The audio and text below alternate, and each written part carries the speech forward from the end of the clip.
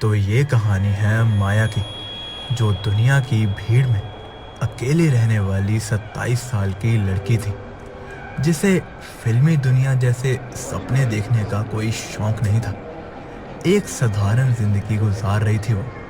सुबह ऑफिस की भागदौड़ और शाम को सीधा घर, वो भी लोकल ट्रेन में। इतने धक्के खाते हुए पूरा दिन निकालती थी वो। यही जीवन था उसका, और इसी में दिन निकल जाता था उसका। और एक दिन उसकी जिंदगी में एक नया दौर आया, जो शुरू हुआ जब उसको उसके एक दोस्त ने गुलाब का फूल दिया। माया ने फूल ले लिया, क्योंकि उसके लिए वो सिर्फ एक फूल ही था। माया को प्यार व्यार के चक्करों में नहीं पड़ना था। वो सिर्फ राजीव को अपना दोस्त ही मानती थी। माया को घर आते आते करीबन 8:30 बज गए थे। माया को उसका वो छोटा सा घर बहुत ज़्यादा सुकून देता था। गर्मियों के दिन थे। उसने घर आते ही उस फूल को डाइनिंग टेबल पर रखे फ्लावर पॉट में रख दिया था और नहाने चली गई थी। फिर कुछ देर बाद जब माया नहाकर बाहर आई और खाना खाने लगी, तभी उसने देखा कि जो फूल उसने अभी डाइनिंग टेबल पर रखा था, वो बिल्कुल काला पड़ चुका था और ऐसा लग रहा था मानो जैसे उस फूल से किसी ने रंग छीन लिया हो। ये देख माया घबरा गई, लेकिन फिर उसने इस बात को इग्नोर किया और सोने चली गई। इस बात को कुछ दिन बीत गए थे, लेकिन अभी भी माया के दिमाग में वो बात चल रही थी कि आखिर उस दिन उस फूल को क्या हुआ था। माया ऑफिस में बैठी हुई थी और इसी बारे में सोच रही थी। उसने अपने एक कलीग से इस बारे में बात भी की, लेकिन उसने माया का मजाक ही उड़ाया। ये देख माया को भी यकीन हो गया कि वही इस बात को ज़्यादा सोच रही है और उस बात को दिमाग से निकाल देती है।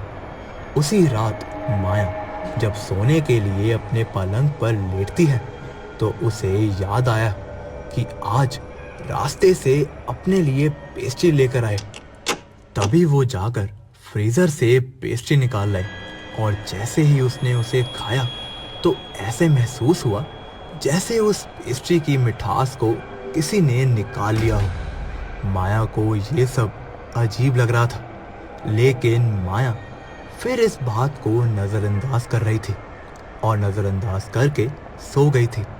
पर आजकल के लोगों के पास इतना टाइम कहाँ है, लेकिन अक्सर हम जिन घटनाओं को नज़रअंदाज करते हैं, वही एक दिन हमारे लिए मुसीबत बन जाते हैं।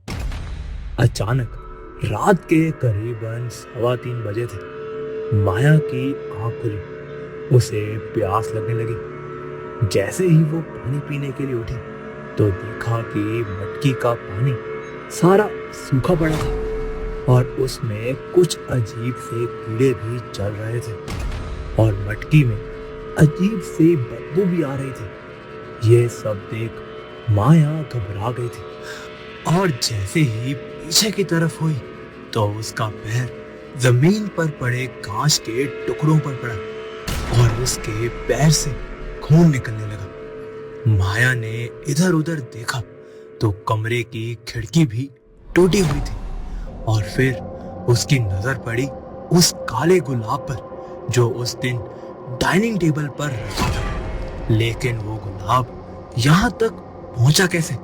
ये सब चीजें माया के साथ अपने आप हो रही थी। इन सब की वजह से माया के मन में कई सवाल और घबराहट दोनों ही चल रहे थे। माया पूरी रात नहीं सोती, दीवार को बस देखते ही रहती। ये सब करते करते माया इतनी परेशान हो गई थी कि रात भी मानो जैसे बहुत लंबी हो गई हो, ये सोचा करती थी। कुछ दिन बीत गए थे। माया अब कुछ बदल सी भी गई थी, पर ये कोई नहीं जानता था कि माया को क्या हुआ है। वो एकदम शांत क्यों हो गई थी? उसके चेहरे पर शिकन और घबराहट दोनों ही चमकने लगी थी। आए दिन कुछ कुछ अजीब घट रहा था उसके साथ। कभी तो माया अचानक सोते सोते रोने लगती थी, या कभी कमरे में इधर उधर बेमतलब ही चलने लगती थी। फिर कभी उसे ये भी लगता था कि शायद कोई उसे देख रहा है, कोई उसके सोफे पर बैठा है। यही सब माया के साथ बीत रहा था। ऐसे ही एक रात माया का कमरे का दरवाजा बंद था और बहुत ही शांत रात थी वो। पर अचानक बहुत तेज कांच टूटने की आवाज आई और माया के घर की सभी खिड़कियों के कांच टूट गए थे। पर ऐसा क्या हुआ था? बंद दरवाजों के पीछे जो सारा मोहल्ला जाग गया। अगली सुबह जब लोगों ने उस दरवाजे को तोड़ा तो किसी को भी अपनी आंखों पर यकीन नहीं हुआ, क्योंकि सामने माया फांसी के फंदे पर लटकी हुई थी और उसका शरीर हवा में झूल रहा था। ये देख शमिता आंटी, जो कि माया की लैंडलॉर्ड थी और नीचे के फ्लोर पर रहती थी, वो दंग रह गई, क्योंकि अभी 4-5 दिन पहले ही वो माया से मिली थी और माया की बताई हुई वो सब बातें अब शमिता आंटी के दिमाग में घूमने लगी थी। वो गुलाब, वो मटका, मन में उदासी, ये सब बातें उन्हें माया ने बताई थी। शमिता आंटी को अब वो घर जैसे श्रापित सा लगने लगा था। अब उन्होंने उस फ्लोर को बंद कर दिया था और दोबारा किसी को रेंट पर नहीं दिया। अब वो ऊपर फ्लोर की तरफ देखती भी नहीं थी, लेकिन अनहोनी अपना रास्ता खुद ही बना लेती है। इस बात को 2 साल बीत गए थे। एक दिन शमिता आंटी की बेटी करीना को मन में न जाने क्या सूझा। उसने ऊपर जाकर माया के कमरे को खोल दिया और उस कमरे में से गुलाब ले आई। सोचने वाली बात ये थी कि उस बंद कमरे में गुलाब आया कहां से?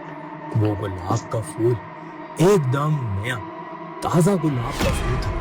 ये बात उसकी समझ से परे थी, लेकिन जब शमिता आंटी को ये सब पता लगा तो वो सब समझ गई थी। आंटी को आज भी वो गुलाब वाला हादसा याद था जो माया ने उन्हें बताया था। अब आंटी को माया की वो सब बातें याद आने लगी जो रोते रोते माया ने उनसे कही थी। शाम होते ही शमिता आंटी गुमसुम एक अलग सी सोच में बैठी थी। अलग सा मातम छाया हो गया था। वो गुलाब जो खिड़की पर रख दिया था वो काले रंग का होने लगा। अब उनके यहाँ भी सब गुमसुम सा रहने लगा। रोज इसी गुलाब की बात पर झगड़ा और फिर रोना। उनके और उनकी बेटी पर इस गुलाब की नेगेटिविटी आ गई थी। अब उनके घर भी आज वैसे रात आई जो बहुत लंबी और शांत रात थी और किसी अनहोनी का संदेश दे रही थी। माया के घर की उस रात की तरह आज आंटी के घर से भी वो जोर की आवाज आई, जैसे शीशे टूट गए हों। ऐसे लगा जैसे कई काली आत्माओं का साया उनके घर आ गया हो। आंटी फटाफट भाग अपनी बेटी के कमरे में गई और जैसे कमरे में पहुंची तो आंटी की बस चीख निकली, क्योंकि सामने करीना पंखे से लटकी थी। तभी मोहल्ले के कुछ लोग चीख सुनकर भागते हुए आए और फटाफट करीना को पंखे से उतारा तो पाया कि करीना की सांसें चल रही थी, वो सिर्फ बेहोश थी। फिर जब उसे होश आया तो मेरी बेटी, ऐसा क्यों किया तुमने? मुझे कुछ साफ साफ याद नहीं, लेकिन कोई साया था जो मेरे पास आ रहा था। हम माने या ना माने, नकारात्मक ऊर्जा आज भी इस दुनिया में कायम है।